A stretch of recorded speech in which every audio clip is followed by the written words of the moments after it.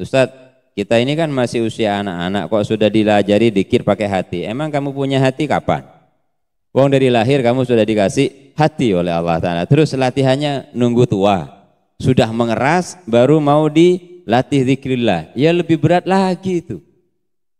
Jadi dari usia remaja, dari usia balik, kalau perlu sebelum balik sudah diajari dengan zikrullah. Itu penting. Jadi jangan nunggu hati itu keras, kemudian baru dilatih. Itu susah, berat itu.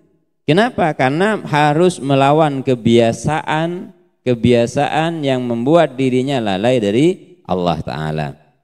Makanya dari sisi fikih saja, permainan itu seperti main catur dan yang lain-lain itu hukumnya mubah, boleh hukumnya. Tapi kalau main catur kemudian menyebabkan meninggalkan kewajiban, menjadi haram. Seorang bapak-bapak dari asiknya main catur kemudian meninggalkan pekerjaan, tidak masuk kerja atau tidak kerja karena asik main catur, maka itu berubah menjadi haram hukumnya. Ini secara fikih. Kemudian kalian misalkan asik main catur sampai tidak ngaji, sampai kemudian tidak murojaah hafalannya, maka itu menjadi haram. Jadi untuk yang masih SD itu, kenapa kok senangnya main dengan yang namanya kartu itu? Jadi main kartu diginikan itu. Ya karena itu yang menjadi kesenangan buat dirinya. Tapi kalau itu dibiarin terus sampai meninggalkan belajar, sampai waktunya belajar pun akhirnya main kartu. Kemudian tandanya wa ala matu mautihi salasa sya, dan tanda-tanda kematiannya itu juga ada 3, yaitu tidak bersedih ketika tidak taat, tidak menyesal ketika hilangnya, ketika melakukan kesalahan gak nyesel sama sekali. Jadi ketika melakukan kesalahan, kekeliruan tidak ada penyesalan. Maka seperti ini berarti hatinya sudah mulai mengeras. Kemudian yang ketiga adalah wasuhbatuka lil ghafilinal amwat, dan bersahabat dengan orang-orang yang lalai. Jadi yang pertama tadi tandanya hati mati, tidak menyesal atau tidak bersedih ketika kehilangan kesempatan untuk menjadi manusia yang taat. Kemudian yang kedua yaitu tidak memiliki penyesalan saat melakukan kesalahan dan kekeliruan. Dan yang ketiga bersahabat dengan orang-orang yang lalai. Dan teman akan akrab kalau satu komunitas, satu habitat, satu frekuensi. Itu bisa akrab. Kalau frekuensinya beda, nggak akan bisa akrab. Jadi apa frekuensi itu kalau untuk anak sekolah seperti kalian? Yaitu kesenangannya. Ada anak sukanya game, maka dia akan berkomunitas dengan yang sesama penyuka game. Ada anak yang sukanya olahraga, maka komunitasnya pasti komunitas olahraga. Ada anak sukanya hadrah, maka ya komunitasnya mesti komunitas hadrah. Kenapa? Karena tidak akan akrab kalau tidak sama. Kalau tidak ada kesamaan tidak akan akrab. Makanya di sini kemudian ketika seorang hamba itu punya kesenangan membaca kitab, maka di komunitasnya adalah orang-orang yang suka baca kitab. Ketika dia sendiri orang yang suka riyadhah, maka oleh Allah Ta'ala akan dipertemukan dengan orang-orang yang juga suka riyadhah. Ini orang yang ahli zikir, orang yang suka zikir. Walaupun dia baru kenal, tapi akan terasa akrab. Walaupun dia baru kenal, akan terasa akrab ketika dia sama-sama ahlu zikrillah, apalagi sama-sama ahli zikir kolbu, ahli zikir hati, maka akan memiliki kesadaran untuk berteman dengan yang sama gitu. Wa dzalika li'anna sudur ta'ati minal abdi unwanus sa'adah. Kenapa? Karena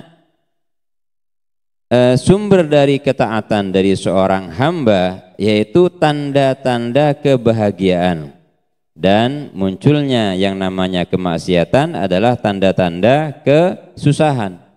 Jadi orang kalau sudah taat maka tandanya dia akan senang, dia akan nyaman. Contoh orang yang melanggar kepada sebuah aturan, kalau di pondok dia khawatir ketahuan.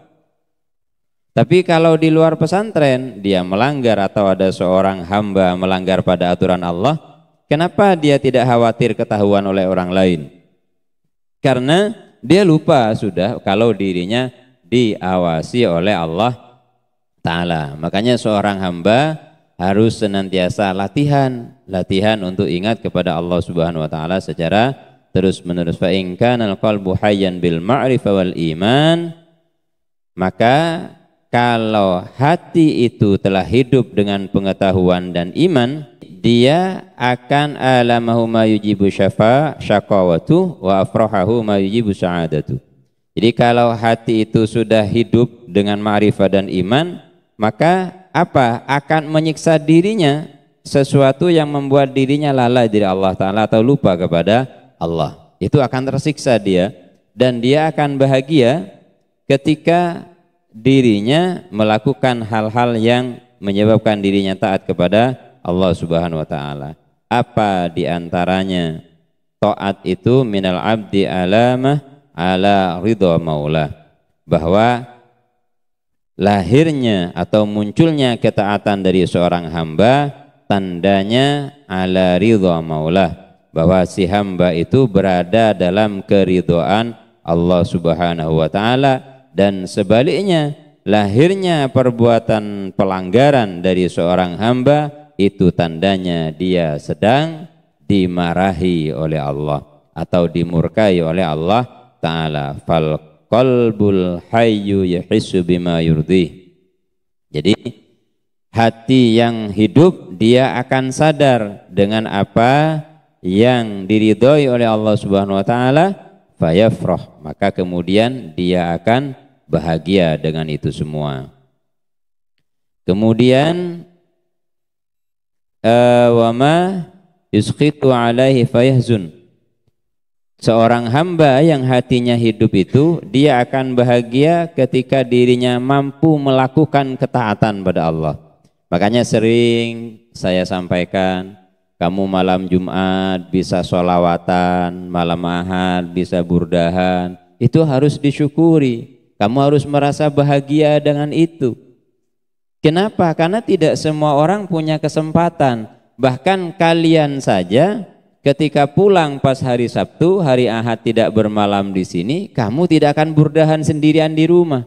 Ada yang kalau malam Ahad pas di rumah, terus kamu burdahan gitu. Tidak mungkin.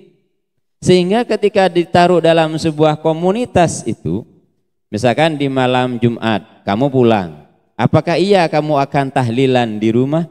Baca lengkap seperti di sini Yasin, kemudian sampai selesai? Itu sulit. Atau ketika waktunya ngaji hikam, seperti sore ini, kamu pulang. Apa iya kamu akan mengikutinya secara live? Belum tentu. Maka ketika berada dalam komunitas yang solih, komunitas yang baik, itu sadari dan syukuri, itu nikmat. Bahwa kita berada dalam keridhaan Allah Subhanahu wa ta'ala. Katanya pengen dimanja oleh Allah. Maka kalau pengen dimanja oleh Allah, apa yang kamu butuhkan dicukupi oleh Allah Ta'ala, maka lakukan ketaatan. Jangan sering melakukan pelanggaran. Kalau melakukan pelanggaran terus menerus, maka yang ada adalah kegelisahan yang berkepanjangan, gak akan selesai-selesai. Jadi hal-hal seperti ini dalam kehidupan manusia itu lumrah. Sehingga ketika seorang hamba itu berada dalam keridhaan Allah Ta'ala, senangnya itu taat. Ya belajar, ya ngafalkan Quran, murojaah dan yang lain. Tapi ketika seorang hamba itu tidak berada dalam keridhaan Allah Ta'ala, maka sukanya mager, malas gerak, tiduran, kemudian tidak beraktivitas apa-apa, itu berarti kita berada dalam kemurkaannya dia. Lu Ustaz, capek saya baru pulang sekolah misalkan. Ya, kita kadang beralasan, padahal sudah ditahu bahwa yang punya kekuatan itu sejatinya adalah Allah Ta'ala. Makanya wal qalbul mayyitu, dan hati yang mati dia tidak akan sadar atau tidak akan merasa bisyai'in qad istawa 'inda wujudit ta'ah wal ma'siyah, bahwa dia tidak merasa dan dia menyamakan apa adanya ketaatan dan maksiat itu la yafra bi ta'ati. Dia tidak bahagia dengan ketaatannya, da wala yahzan ala zallatin wala ma'siyatin kama huwa sya'nul mayyit fil hissi. Jadi taat ataupun melanggar itu enggak ada bedanya, ya tidak bahagia gitu, ya biasa saja. Kayak orang sekarang kalau ditanya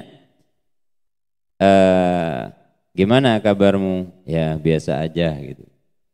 Anak sekarang kalau ditanya kamu bahagia enggak hari ini, biasa aja gitu.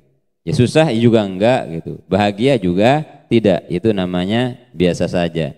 Kalau setiap saat ditanyakan oleh orang lain jawabannya adalah biasa saja, berarti tidak termasuk orang yang dikehendaki untuk memperoleh ridho Allah Subhanahu wa Ta'ala. Artinya apa? Dia katanya tadi huwa sya'nul mayyiti fil hissih, itu seperti orang yang mati secara jasmani. Orang yang mati hatinya itu orang seperti orang yang mati jasmani. Gimana? Mau diapakan saja, mau dibakar, mau dikuburkan, mau dimandikan, dilukai, ya dia diam saja karena sudah mati dia. Artinya bahwa dia tidak akan melakukan penolakan atau tidak terima dengan kondisinya. Makanya oleh Allah Subhanahu wa Ta'ala orang-orang seperti ini ditandai sebagai manusia yang telah mati menurut Allah Subhanahu wa Ta'ala, seperti itu.